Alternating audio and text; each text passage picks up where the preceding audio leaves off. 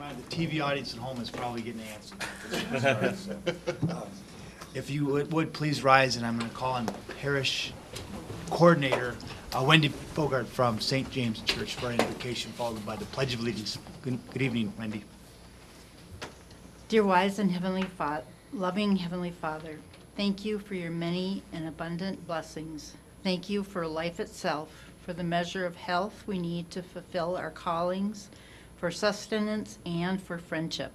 Thank you for the ability to be involved in useful work and for the honor of bearing appropriate responsibilities. Thanks as well for the freedom to embrace you or the freedom to reject you. Thank you for loving us even so, from your boundless and gracious nature. In the scriptures, you have said that citizens ought to obey the governing authorities, since you have established those very authorities to promote peace and order and justice. Therefore, I pray for our mayor, for the various levels of city officials, and in particular for this assembled council. I'm asking that you would graciously grant them wisdom to govern amid the conflicting interests and issues before them, a sense of the welfare and true needs of our people, a keen thirst for justice and rightness, confidence in what is good and fitting, the ability to work together in harmony even when there is honest disagreement, personal peace in their lives, and joy in their task. I pray for the agenda set before them today. Please give an assurance of what would please you and what would benefit those who live and work in and around our community of Fergus Falls. In your name, Jesus, I pray. Amen. Allegiance to the flag of the United States of America and to the republic for which it stands, one nation, under God, indivisible, with liberty and justice for all.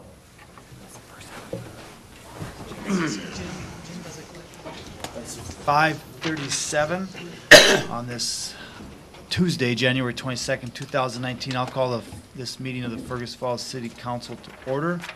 Roll call, please. Arneson. Here. Gustafson. Here. Hicks. Here. Fish is absent. Hager. Here. Kwame. Here. Rupert. Here. Thompson. Here. We have a quorum. The first item on the agenda is the approval of the agenda, and I will call on our city administrator, Andrew Bremseth, for any additions or corrections. Good evening, Your Honor members. We do not have any changes to the agenda from the staff side this evening. Thank you. With that being said, I would look for a motion to approve the agenda as presented. I'll make that motion. I'll second it. Thank you, Anthony. Thank you, Brent.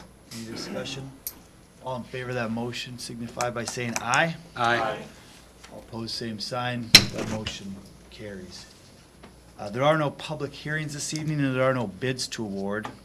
There also are no petitions or communications. There are a number of items under the consent agenda. There's a copy included in your packet as well as one on the board. If there's any council member who would like to speak to any of these items individually, we will recognize that at this time. Or I would entertain a resolution approving the consent agenda as proposed. Make a resolution to approve, Your Honor. Thank you. I'll second, Your Honor. Thank you, Mr. Arneson.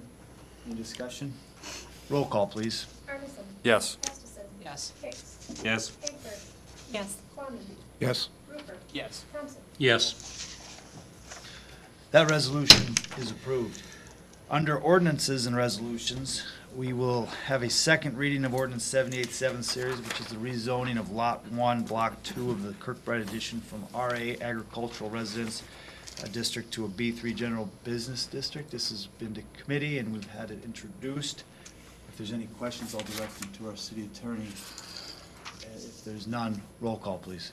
Arneson. Yes. Gustafson. Yes. Hicks. Yes. Hager. Yes. Kwame. Yes. Rupert. Yes. Thompson. Yes. That resolution is approved. That ordinance, I'm sorry, that's an ordinance that's approved.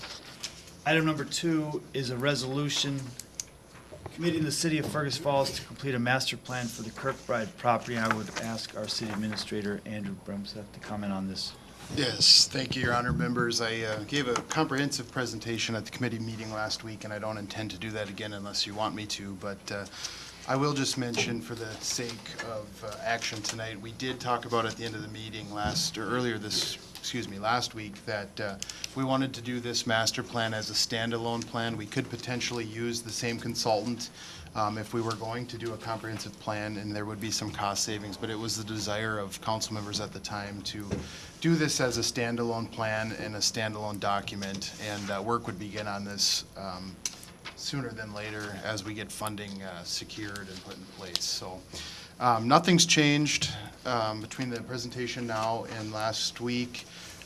We would be committing to doing a master plan for the site to satisfy the mitigation plan that's required under state statute because of the adverse effect of the proposed Phase 2 deconstruction on the historic property at the Kirkbride. So, like I mentioned last week, this would be really the last step in the process of moving towards bids for Phase 2 demolition, as SHPO has given us the green light that this would be an adequate mitigation strategy if we were to agree to commit to doing a master plan in the next year and a half. Any questions from the council? Yes, Scott. Thank you, Ben. I'd like to have the council consider an amendment to this, and if you give me an opportunity to present some reasons so that we can get a second and discuss it, I'd appreciate that. Yeah, we don't actually have a resolution on the Once the table right now, so- resolution is made, I'd appreciate that opportunity. But once the motion is made to present the resolution, I'd appreciate that opportunity. I'll make that resolution to complete a master plan for the Kirkbride property. Thank you. Anthony, is there a second to that? I'll second it. Thank you, Caroline. Okay, now, you want to propose an amendment, Scott? Is that what you'd like to do? Yes, I'd like to propose an amendment to this resolution regarding the master plan process on this Kirkbride.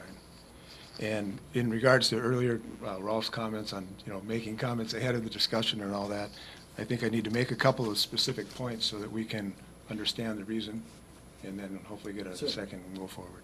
Sure. We have an opportunity to do the right thing here, and I'd like to suggest that we begin the master planning process, but to commit to beginning that demolition only after the master plan is completed.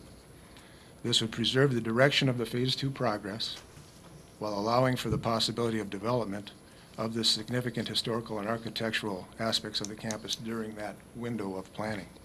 So the 2 points I'd like to make are, my question for all of us, first of all, is why would a prudent city council proceed with demolition of an architecturally significant, unique, tourist-attracting, and nationally recognized historic property before having the plan in place? This is a valid question, especially when we have before us, we have a unanimously passed request from our citizen-led planning commission asking us to meet and discuss the future of the Kirkbride in order to get on the same page. We have the time to respect the request of the planning commission, as we are not under any state mandate to spend this money now that's been allocated for the demolition. And just because the resources are in hand does not mean that demolition action should be taken simply for the sake of saying we took action to demolish something. The second point is economic development. This is the goal. We should not lose sight of the citizen-requested goal for economic development for our city and for this property, and also for the consistent treatment of the proposals that are brought before us.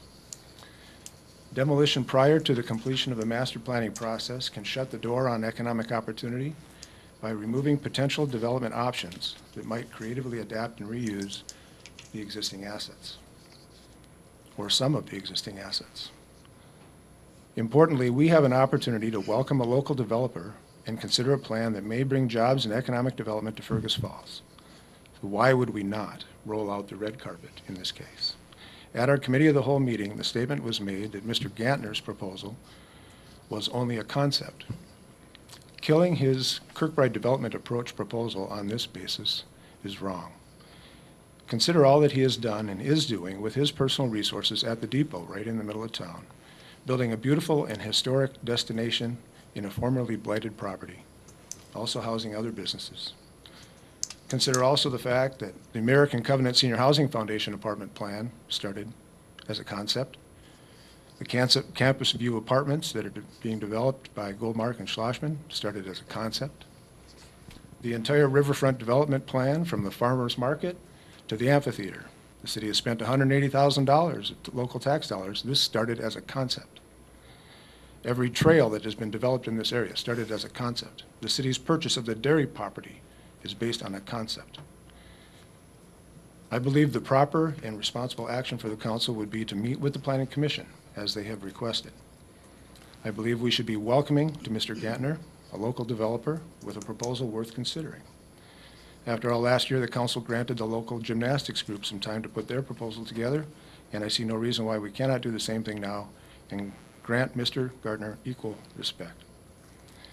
Importantly, both of these steps can take place as the master planning process goes forward, and both of them would significantly inform that process. So I'm asking for your support as a council to an amendment to this resolution concerning the Phase 2 demolition. An amended resolution will still allow for demolition to take place, but only after the SHPO-approved master plan is completed. And it will also honor our city commission process as well as rightfully respect the local developer who is interested in economic development. So therefore, I move to amend the resolution as follows. That Phase 2 demolition cannot begin until the SHPO-approved master plan for the Kirkbride has been completed. Thanks for the opportunity to present those comments.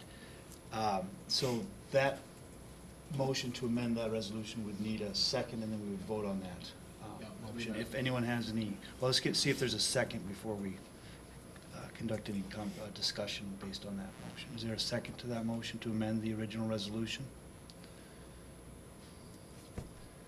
Hearing none, that motion dies for lack of a second. And now it's back to the original resolution. And I guess I'll just make a comment before we vote. I appreciate your thoughts and your words on this, Scott. I do think we've given sufficient time and discussion. We've worked with, again, I'll just reiterate, we've worked with the State Historical Preservation Office thoroughly through this project. And as far as Mr. Gantner's proposal, I don't believe that any action we're taking tonight, and as we continue down a path that we've been very clear in laying out and very thorough in working with all the different agencies, including the number of the different committees, but there's nothing that I see that we're doing that allows us to, or that doesn't allow us to work with Mr. Gantner in the future, within the parts of the Kirkbride that we've committed to preserving as we go through Phase 2. So I just really believe that, again, we've worked, we've gone, we've laid out a plan that people have bought into. It's a compromise. It's been a lot of work, and I'm just, I believe very strongly we need to continue to move forward on that. So if anyone else has any questions, otherwise we'll vote on the resolution that's been put forth by Councilman Hicks and seconded by Councilwoman Gustafson. Any other comments? I would say that I think, like everything obviously, as you say, things start with a concept, and I think, we need to see more development of the concept. We have, historically, when something's come to the council, we have amended. The initial concept was to do the tips of the Kirkbride sort of semicircle, and any developer came along with a proposal, and obviously we took those off the table. So I mean, I think the council has historically shown flexibility, so I think ask him to develop the concept, and bring it back to the council. It would have been nice to see Mr. Gardner here tonight, equally asking for this amendment, but he wasn't. So Thank you, Anthony. I just got a point of clarification. So from our committee of the whole meeting, is this going to be part of the bigger master plan, but a component of it? Because that was a cost savings, if I understand right, or is this going to be completely standalone? It's going to be a little more expensive, but a standalone completely from. Yeah, it will be a standalone as of the discussion that was had with the council during the committee of the whole. Furthermore, we want to move forward with this a little bit more quick and a comprehensive plan. I think we're still in very much a discussion phases on, so. Thanks for clarifying that. Any other discussion? Roll call, please. Ferguson. Yes. Gustafson. Yes. Hicks. yes. Haber. Yes. Fleming. No. Rufer. Yes. Thompson. Yes. That resolution is approved.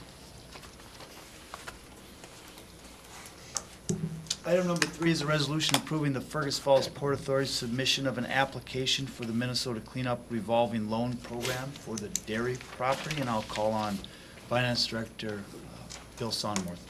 Thank you, Bill. Thank you, Your Honor. Within your packet, I put a memo together just explaining this topic a little bit. As you're well aware, the Port Authority closed on the purchase of the dairy property on December 31st of 18. So the Port Authority now owns that property. So one of the next steps will be looking at funding sources for that. Now, we purchased the dairy for $175,000. Total project with cost we've expended to date, including that purchase price, $3.1 million is what we're probably looking at, with some contingencies that could even go up a little bit, but that's a ballpark we're looking at right now. So I know Mr. Erickson has talked about 2 programs through Minnesota Deed, looking at the revolving loan program and then the demolition loan program. So one of the next steps is putting an application for those fundings. The demo loan program application is due February 1st. So these will be programs that the Port Authority will be looking at. But Port Authorities typically can't obligate a city without the City Council's approval. Now, we've been working through this process with our bond attorney a little bit. But for these 2 programs, yes, they are loans, but they each can become 50% grants. The revolving loan program being a 50% grant right away. So you start expending dollars, you get those funds on cost reimbursement basis, you would start owing half of that back instead of the full. Now the demolition loan program would possibly become 50% forgivable upon redevelopment of that site. Is that a fair statement? Did I say that correctly? I know Mr. Erickson and the mayor and Andrew have been in discussions with Deed over the last year or so on those programs. So within the applications, now the demolition loan program requires the City Council pass a resolution giving that Port Authority the authority to apply. Now in the application it doesn't say that for the cleanup revolving loan program, but I think I'm going to request that you approve the port to apply for that, just in case something comes up. We've got the City Council's approval to apply for both programs. So once we apply for them and then we get awarded, then there will be a whole process of action to take at the Port Authority as well as the City Council. So we will be acting on these again. This is just approving the Port Authority to make the approval for these 2 programs. So instead of reading through my memo, I've been talking off the top of my head, so am I missing anything here for you? So both of these, when the Port Authority would obligate the city to this loan, it would become a general obligation of the city. Now, that's the general taxing powers of the city. So when you do a normal bond, say to reconstruct a street, you do a general obligation bond, you're putting your full faith and credit behind that. That's what general obligation means. That's what these loans, in particular this demolition loan, would be. Now I think the cleanup loan will have that something with that general obligation there as well. It's just looking in the language of the application. I'm not quite too clear, but our bond attorney is clearing that up for us, that we're obligating the city with that. The half we'll have to pay back, so you have to put your full faith and credit behind that. That's why you have these actions done at the Port Authority as well as the city. The cleanup revolving loan, we come up with the costs that are applicable to that program. Then 78% of those eligible costs are applicable for their program. So we'd have 22% then of our matching side of that. So I think that pretty much covers it. Do you have any questions? But simply at this time asking for permission for the Port Authority to make application for these programs. Thank you, Bill. I'll make that motion. We'll get a resolution if that's all right, Brent. Yep. Resolution. So moved. Second from Justin. Thank you. Questions? No, I was just going to second. Got it. Okay. Any questions over here? Thank you, Bill. Roll call, please. Arneson. Yes. Gustafson. Yes. Hicks. Yes. Hafer. Yes. Tony. Yes. Rupert. Yes. Thompson. Yes. That resolution is approved. Item number 4 is a resolution approving a setback variance for the parking lot located at 2085 College Way. And I will call on City Planner Ryan Beatlock.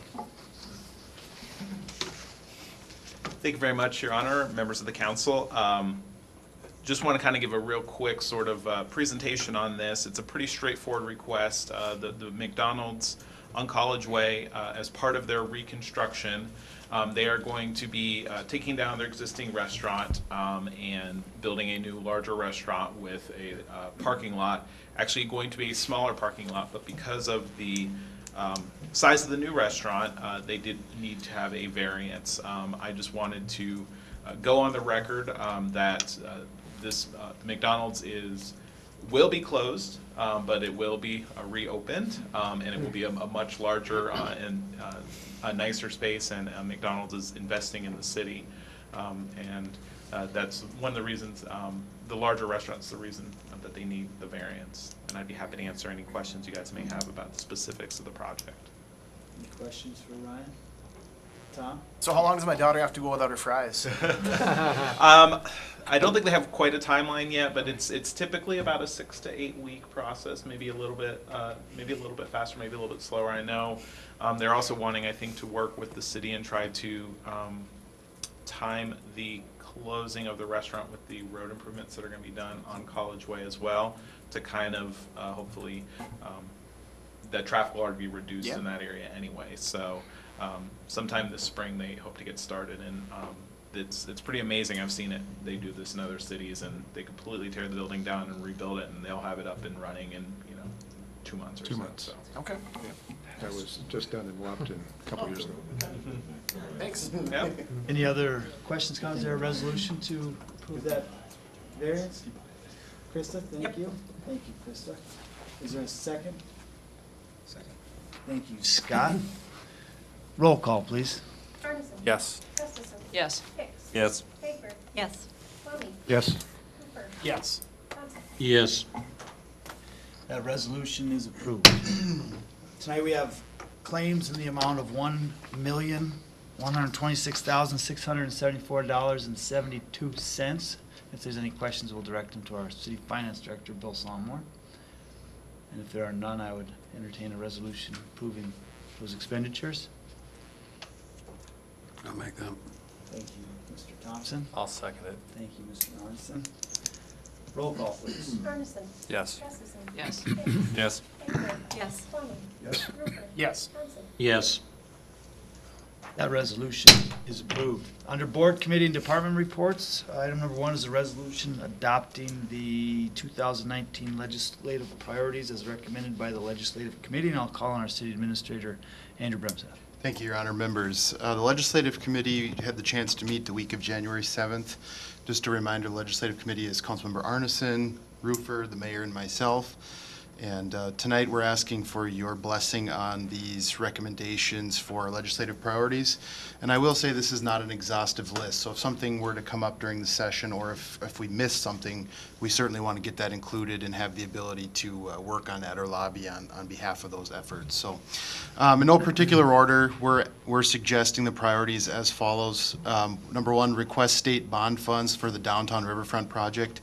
We recommend asking for half of the project cost up to $1.75 million. The latest cost estimates we have that project about double that amount. So looking at about 50% of project cost.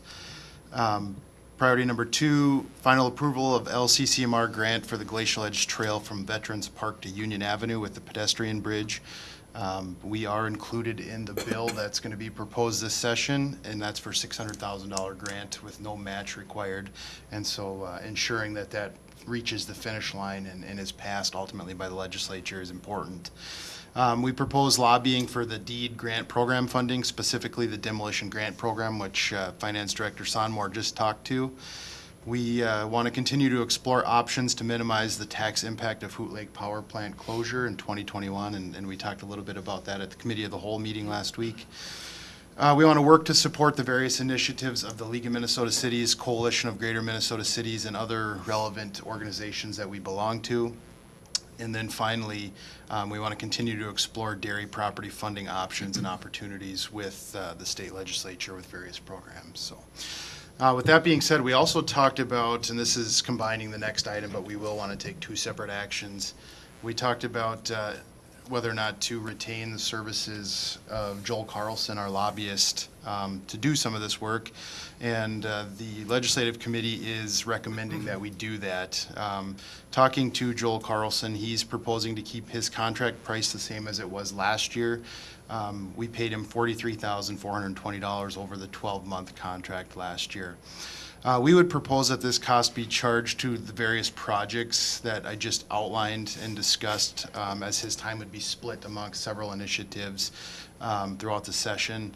And then I just want to note too, like I said, this is a 12-month contract, so utilizing Joel's services outside of the legislative session has been very helpful for us in this year and years past, getting ready for the upcoming session and looking at various opportunities. And he does a good job of coming with us to meetings that we do have with other state agencies as a representative and helping through that process. So two separate actions. I'm looking for a resolution adopting the legislative priorities, and again, that's not an exhaustive list necessarily. And then also a resolution approving a lobbyist contract with Mr. Carlson for 2019 in the amount of $43,420. So, thank you, Andrew. So the first item we'll take up is the resolution adopting the 2019 legislative priorities, and if Councilmember Arnson or Roofer have anything to add to the discussion from the legislative committee? You good? You covered it? Yep. And is there anyone on the council who feels like we're missing anything that's obvious? Not necessarily missing anything, but I think it would be a good opportunity equally to start laying the groundwork for kind of, going to the state and asking for 1.75 million. I think, we need to start laying the groundwork for other projects too. A bigger number. If we're to do, an aquatic center in Lake Alice and, additional trails, then I think, we need to start massaging St. Paul to look forward to a bigger ask in the future. Sure. And with that, I would make I'd offer the resolution. Approve the legislative priorities. Thank you, Anthony. Is there a second to that? Thank you, Krista. Any further discussion? Roll call, please. Ferguson. Yes. Heffernan. Yes. Hicks. Yes. Hager. Yes. Kwame. Yes. Ruther. Yes. Thompson. Yes. That resolution is approved. Second item to be taken up is a resolution approving the 2019 lobbyist contract with Joel Carlson. And is there anyone? Yes. I'd like to just make a comment on that once we have Sure. a question about it. Sure. Is there, do we get a I'll offer it, resolution? Your Honor. Thank you, Justin. I'll second, Your Honor. Thank you, Tom. Now go ahead, Scott. And this may be a question for Bill. I just noticed in the details of how this $43,000 is paid out, that it comes in monthly installments of about $2,600, except for March, where it's all of a sudden $26,000. So there must be some rationale to how this money is paid over the 12-month period, and I was just curious as to what the rationale is. Well, and you can maybe even speak to that more than I can, but in the past, we paid them a lump sum and then the remainder throughout, and I think more of that because of the legislative session, right? Right. Yeah, as The bulk of the work. Right. I think March is probably the golden ticket because it's generally February until we get around to doing this type of action. And so just getting the bulk of the money during the legislative session when he's incurring expense related to this. And then for the sake of, having the 12-month contract, easing the payments out over the rest of the year. But there's no science behind it. It's just been. I didn't know if he had requested it that way or if we had suggested it that way, how it might have turned into that. Yeah, that would have come from him, and, Yeah. Quite honestly, he's flexible enough that if we said, let's divide it over 12 months, I don't think he would hesitate to do that. Whether there's any advantage to us one way or the other, I don't make any claim. I was just curious about that. Thank you. Any other? I think it came a little bit as well from discussion when we were using him as a lobbyist, obviously on the curb ride and the RTC.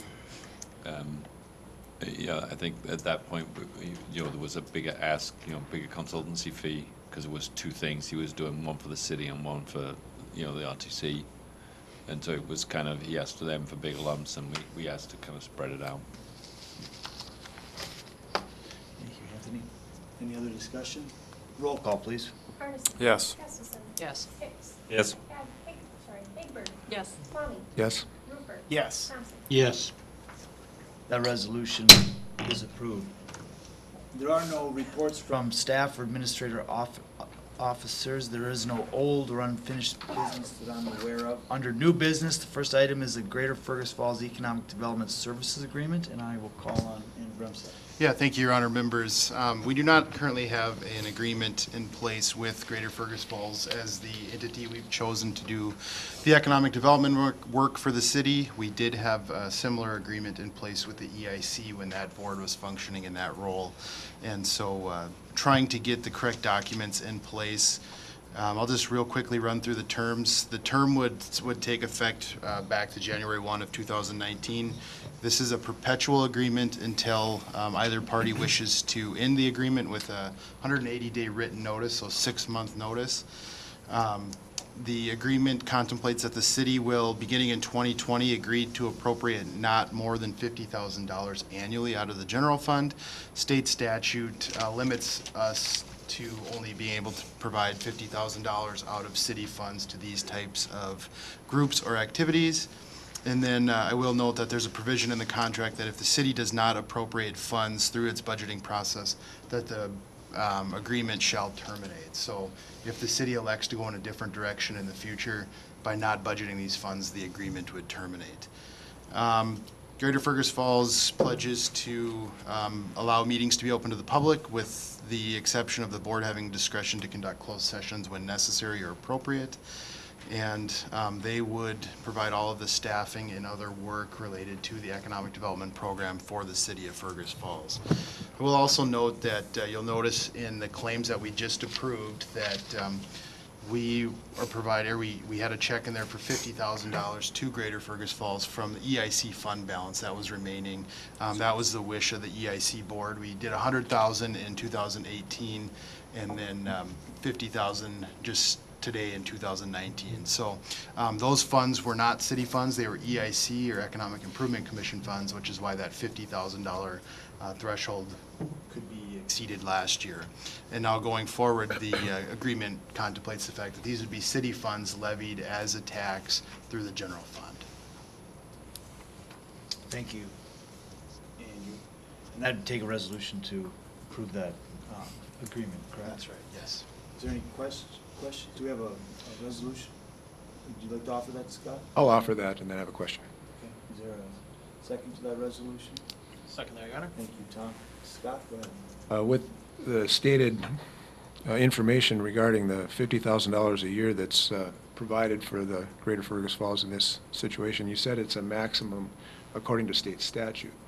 So if we, for some reason, felt that this organization needed more than that, is there a way that we can get them some more money? I can see where it would be very easy to burn through $50,000 trying to promote something, whether it was staff or materials or travel or whatever it might be. If we needed to come up with some more money, how can we do it, or are we completely shut out because of this statute? Go ahead. Yeah, the city cannot give more than 50. That's a very clear statute. We worked through that with city attorney. Now, if Greater Fergus Falls wants to get other funding sources from elsewhere in the community, they certainly can do that. That's correct, right? But the city can't give more than 50. We are locked in at that. So they could pursue grants, or they could Absolutely. pursue donations of whatever Yep. kind, but we just can't give them any more from the city. Correct. Your Honor. And quite Gotcha. honestly, that was the intent, one of the intents when we formed Greater Fergus Falls was to take that 50,000 and leverage it with other community funds, so. And yes, thank you. Questions? I was just going to say, Your Honor, that that's their intention, and they're working on securing other funding sources as well at the same time. So we're certainly not going to be the sole funder or providing sole support for the group. Any other questions? Yeah, I got a question. Yes, Caroline. Is there a specific thing they can use these monies on, or can they be used for salaries or anything, any expense related? Okay. Yeah, they can use them for salaries, any operating expenses. This is the same as what we were doing for the EIC, and certainly can pay salaries and other the business of that group, so. Okay, We're just limited on the amount. okay. Thank you. Other I think I questions? can add that, and that's kind of one of the reasons that kind of Greater Fergus Falls obviously was somewhat created because of this limitation, because as Councilmember Kwame said, 50,000 doesn't go very far, and it needed a bigger number to make economic development work. Roll call, please. Artisan. Yes. Gustafson. Yes. Hicks. Yes. Haber. Yes. Kwame. Yes? Ruber. Johnson. Yes. That resolution is approved. Item number 2 is a motion approving the board and commission appointments, and there's copies on your desk.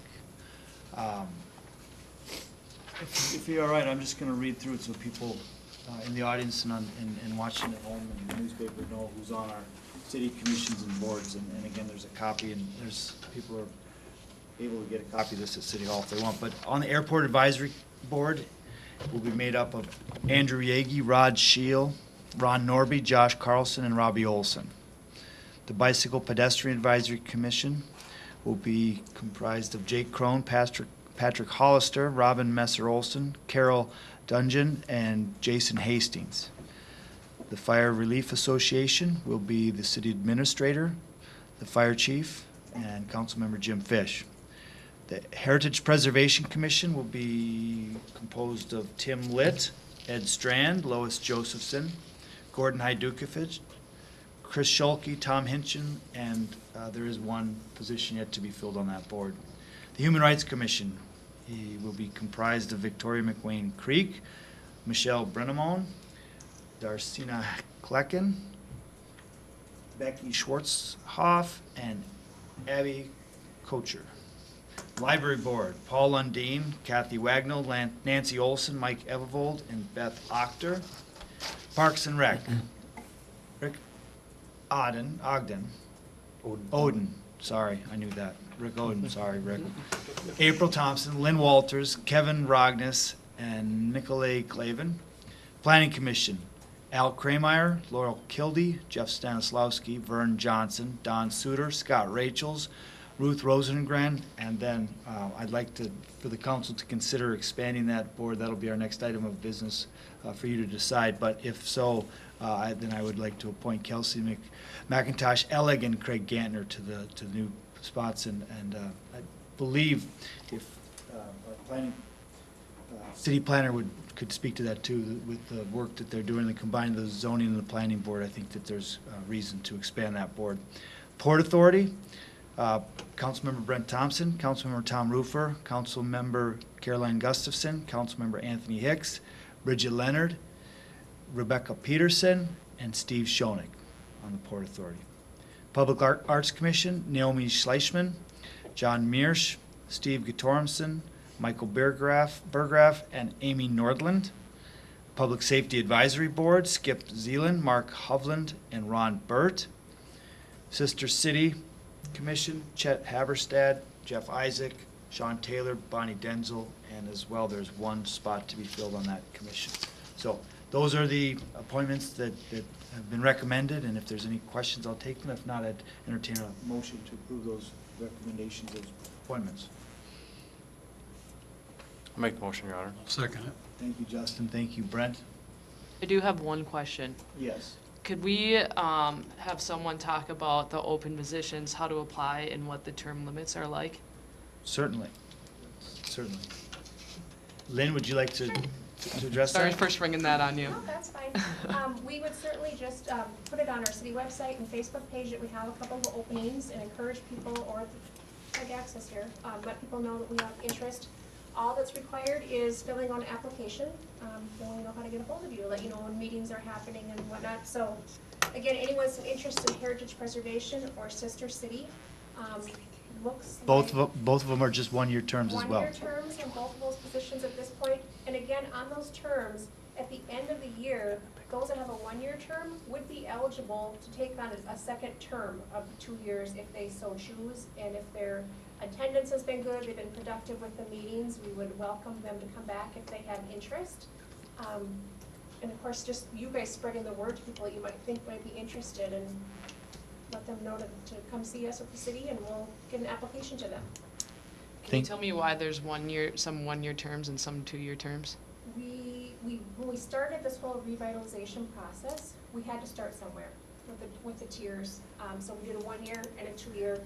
Tried to, for the most part, those that have been served already, that had a chance to serve, we put on the shorter terms, and those that are new to the positions, putting them on a 2 year term, just so that they don't feel like they've just gotten their feet under them and are having to be replaced. So there's really no rhyme or reason, we just had to start somewhere and do it randomly. And try to do it as fairly as we could. Yeah, and I'll just say thank you, Lynn, for all the work that you put into this process. Kind of starting from scratch, if you will, and having everyone apply. It's been a long process, and thank you very much. But when you see the results, all these people have applied to volunteer for the city. So we thank them for what they do, and thanks for kind of leading that effort. Lynn did a great job. So Heritage Preservation Commission or the sister city, there's 1 year terms available if anyone would like to volunteer for those. So with that, all in favor of the motion to approve these appointments, say aye. Aye. Opposed, same sign. That motion carries. The last item of business that I'm aware of is going back to that planning commission. It's just the discussion of changing, what I'd like to see is change the city code to allow the number of, do we have 2 on there, Lynn, or is it just a planning commission? It's just a planning commission. Would change the planning commission from 7 members to 9. Ryan, did you want to speak briefly just about what you and I talked about, some of the justification for that? Yeah, so there's a couple ways to look at this. You know, one of the things is that, and I believe everyone is aware, that the Board of Zoning is now merging with the Planning Commission, so there will be increased duties of the Planning Commission. They will be needing to hear things like variances, as well as their normal duties. Also, if the city is undergoing some long-range planning efforts with the master plan for the Kirkbride and possibly comprehensive plan, they would have very much a very large role in that of kind of being the almost like a steering committee or something like that. That being said, you know, expanding it from 7 to 9, one of the concerns that is out there is and is a valid concern is quorum. If you go from if you had 7 members, then that all of a sudden now you have to have 4 for quorum. If you go to 9, you have to have 5. And in the past, we have had some difficulty getting quorum, and so that's just something to kind of keep in mind with that. It's, you know, it's not uncommon, and looking at the League of Minnesota Cities, they say anywhere really from that 7 to 9 is what most cities in the state do. You know, they state their concerns are quorum with a larger group of 9, and then also just it can become a little bit unruly, but I think we could have more voices at the table. So. Well, yeah, go ahead. Unwieldy, not unruly. That's the word I was going to suggest. Unwieldy. But you know, we have had some healthy. Let's say we've had some healthy conversations at the Planning Commission in the past year, and one of the other things is by moving it to 9, as Ryan mentioned, we're bringing the zoning commission, combining that. But it also allows for some of the carryover, some of the experience on the Planning Commission to continue and bring in some new voices and make sure that we have a good balance there. So that's the reasoning, the thinking behind it. So, but ultimately it's up to you guys. Can we, I mean, if it doesn't work and you have issues with quorum, can we take it back to 7? In the same way that we can increase it to 9? Yes, if you wish to do this, what you should do is pass a motion directing me to draft an appropriate ordinance. Yeah. So the ordinance, city code states 7, so it's gonna have to be changed to state 9. And then you could reverse that if you wish by doing the same process as passing an ordinance to reverse it back. And how, or can I, Yes. how would we decide which 2, if we reverted back, which 2 are essentially removed from that? Every year, annually, we're gonna Okay. I'll make these appointments on an Okay. annual basis. Yeah, they generally serve, I think, for 2-year terms, and so there's always members coming off Okay. every year. And I think equally, you look at attendance. You know, I mean, if you can't make the quorum, then some people aren't attending. And if you don't attend, then you don't really have the right to be on that. So would it change, could it change in a year, or could we find out that they haven't made a quorum for 6 months and then we have to make some adjustments because some decisions have to be made?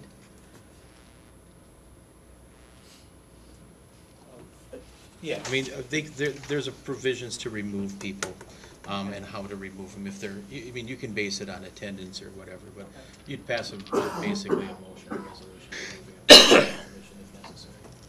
I think that would make more sense than change the ordinance and get it back down. We would just replace, you know, if there's a couple members that were not able to attend or they had a family event where they just have to get off.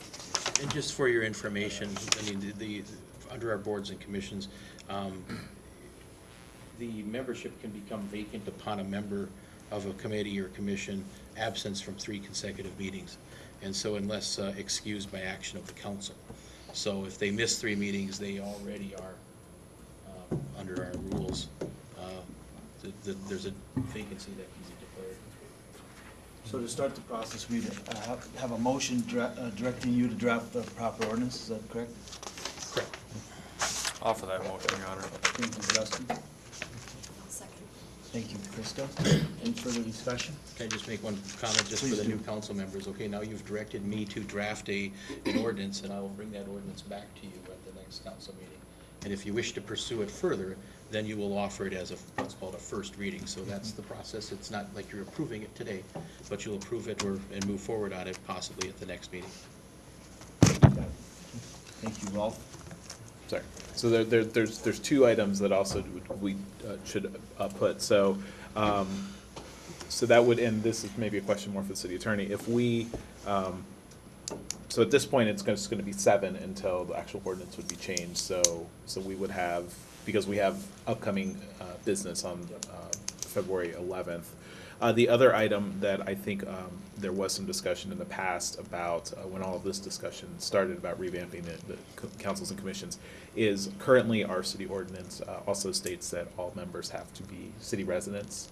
And I know that is something that we would want to, there was some discussion of possibly changing, because I know one of the members that you have requested to appoint I thought may not live in the city. We did a motion that maybe we would change that to lose that requirement, they had to be a city resident. Unless the Port Authority is a little different, but the other ones, other boards and commissions I were. thought we had addressed that, but if not. Yeah, it's, I believe it's still actually written in the city code, so I don't know if it actually was ever changed. The Port Authority is different, though. Yeah. The Port Authority isn't quite the same as they're kind of a corporate body politic is what they're called. It's kind of a city government function. But And they have the ability to levy taxes. Possibly. But anyway, I made sure that when I made these appointments, that the Port Authority, one of the requirements to make this appointment was to live in the city limits, just because of the additional powers that that body has, so.